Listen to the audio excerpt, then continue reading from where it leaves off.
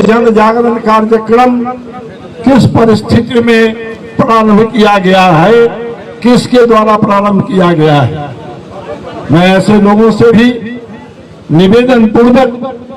उन तक जानकारी पहुंचाने का कार्य कर रहा हूं। मित्रों, बिहार माध्यमिक शिक्षक संघ के सदस्यों के लिए वे सदस्य जो 2006 से लेकर आज तक कार्यरत हैं अथवा जो नए आने वाले नियुक्त होने वाले लोग हैं, ऐसे तमाम मित्रों के लिए बिहार सरकार ने एक नई नियमावली उनकी नियुक्ति के संबंध में, उनकी सेवा शर्तों के संबंध में 10 अप्रैल 1923 को प्रख्यापित की है। उस नियमावली में कुछ ऐसे प्रावधान किए गए हैं जिन प्रावधानों से संगठन, चाहे वो बिहार माध्यमिक शिक्षक संघ हो, चाहे वो प्राथमिक शिक्षक संघ हो, इन तमाम संगठनों के एक एक सदस्य मर्माहत हैं, दुखी हैं और आंदोलित हैं। उन प्रावधानों के द्वारा तमाम सदस्यों की ये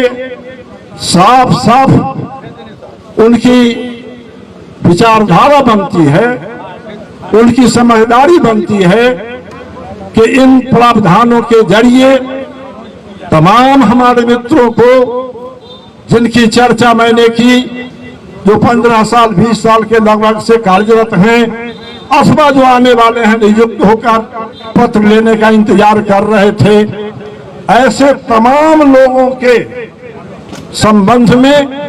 इस नियमावली के जिन प्रावधानों की ओर मैं आपका इशारा करना चाह रहा हूं, उन प्रावधानों के द्वारा अन्याय किया गया है, उनके साथ अपमान के साथ व्यवहार किया गया है, उनके भविष्य के साथ खिलवाड़ करने का सरकार की ओर से काम किया गया है। मित्रों, तो इसी अन्याय,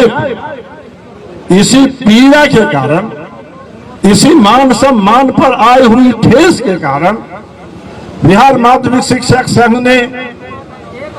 10 अप्रैल को नियमावली घोषित हुई और 11 अप्रैल से बिहार माध्यमिक शिक्षक संघ उस दिशा में आगे बढ़ गए। उसमें जो भी प्रावधान गलत थे, उन प्रावधानों के विरोध कागज में लिखकर पत्रों के माध्यम से 1 पत्र, 2 पत्र, 3 पत्र, आधा दर्जन पत्रों के द्वारा बिहार माध्यमिक शिक्षक संघ ने इस बीच में मुखालफत की, उसका विरोध किया और सरकार को आगाह किया कि समय रहते इन सब प्रावधानों में संशोधन होना चाहिए, वरना जो शिक्षक इससे प्रभावित हो रहे हैं वे शिक्षक हृदय से दुखी हैं, मर्माहत हैं, उनके मान सम्मान को ठेस लगी है, उनके साथ छलावा हुआ है, फिर वो पढ़ावेगा क्या? जो आदमी पीड़ित रहेगा, जो आदमी मर्माहत होगा, जिस आदमी के सामने अपने मान को ठेस पहुंचते हुए दिखलाई पड़ेगा, उस आदमी को भला अपने किसी कार्य में अभिरुचि कैसे हो सकती है? इसलिए सरकार से उन पत्रों के द्वारा आग्रह करके ऐसे प्रावधानों को संशोधित करने का आग्रह किया गया अपने इन पत्रों के द्वारा। लेकिन पत्रों के द्वारा जब सरकार के कान पर जू नहीं देंगी तो हम लोगों ने विधिवत संघर्ष का पथ अपनाया और पहले चरण में, जैसा आपने सुना, हम लोगों ने पहले चरण में जिलाधिकारी के सामने मजदूर दिवस 1 मई को प्रदर्शन किया, सरकार को जिलाधिकारी के माध्यम से अपना ज्ञापन दिया। दूसरे चरण में हमने प्रमंडल स्तर पर पदाधिकारी आयुक्त के समक्ष प्रदर्शन किया, उनके सामने उनके माध्यम से अपना ज्ञापन दिया सरकार को। तीसरे चरण में हमने लंबा 22 मई से लेकर के 3 जून तक लगातार इस चिलचिलाती धूप में बैठकर सरकार को जताते रहे अपने धरना के माध्यम से कि हम कितना पीड़ित हैं। मगर एक जो संकल्प हमने ले रखा था कि हम सारी पीड़ा को बर्दाश्त करेंगे, हम सब कष्ट को सहेंगे,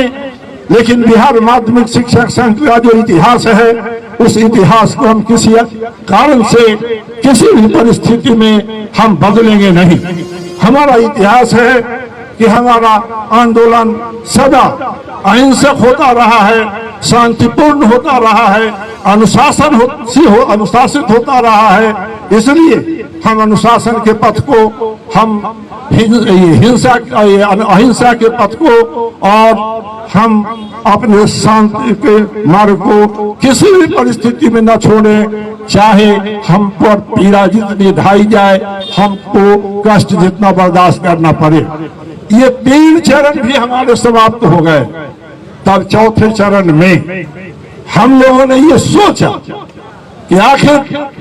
इस राज्य का, इस देश का संपूर्ण जनतंत्र में अगर कोई मालिक है तो वो जनतंत्र में असल मालिक जनता होती है। इसलिए हमको अपने संघर्ष को अब जनता के दरबार में ले जाकर के पहुंचना चाहिए और जनता से फरमान प्राप्त करना चाहिए, उनकी सहमति प्राप्त करनी चाहिए, सहयोग प्राप्त करना चाहिए। इसलिए हमारे चौथे चरण में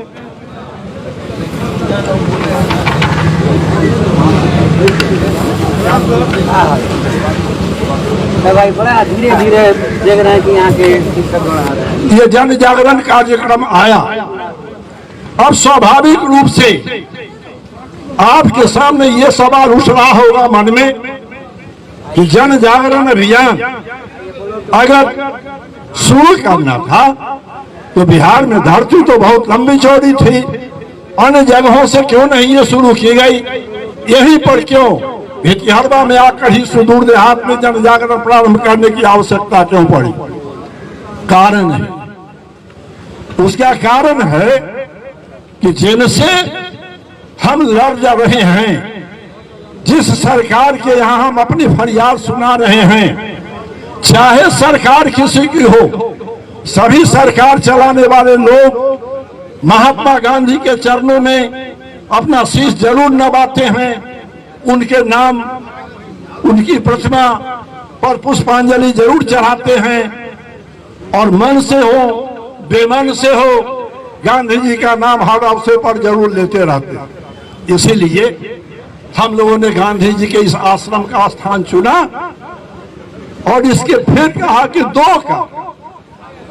गांधी जी ने इस धरती पर आश्रम चलाया, आंदोलन इस राज्य के अंदर, इस जिले में विशेष रूप से किसानों का आंदोलन चलाया और इस धरती पर, इसी भितिहरवा की, इसी आश्रम की धरती पर जो अन्यायी था, जो अत्याचारी था, महात्मा गांधी ने उस अन्यायी को भी मजबूर किया कि तुम समझो, और उस अन्याय को भी एक दिन ज्ञान नेत्र खुला और उसने न्याय करने का संकल्प लिया और महात्मा गांधी को